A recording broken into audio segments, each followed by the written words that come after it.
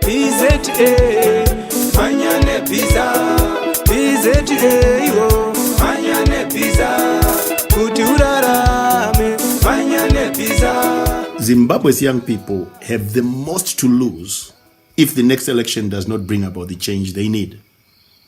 Now, here are a few things that must scare them really into registering and voting in unprecedented numbers. Think about this. A person born in 1980 will be 43 years old before another opportunity to vote for change comes around in 2023. That's 43 as in 7 years from 50. They will most likely have no savings. They will have no life insurance. That is, if they even know what that is. Now, never having held a job for an extended period of time, they will most likely have no pension plan and no property in their names. So let's face it. In the event that the current ruling party wins the next election, it is unlikely that there will be wholesale cabinet changes. So some of the people who will be making critical decisions that will impact the lives of young people will have served in cabinet for 38 years next year and for 43 years by 2023.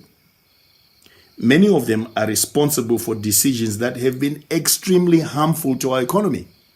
And there's no reason to believe that conceding the election to them by not registering to vote and not voting will miraculously turn them into competent and innovative 21st century leaders who will make the best business decisions for our country, create the jobs we desperately need, and practice a different kind of politics that will empower every Zimbabwean to thrive.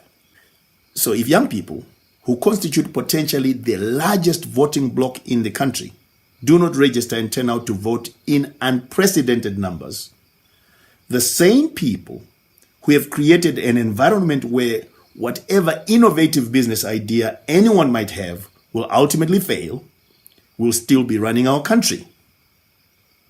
If we concede the election next year to the same leadership that has turned thousands of graduates into street vendors, Zimbabwe will continue to be a country that dashes the hopes of the young and devours their dreams.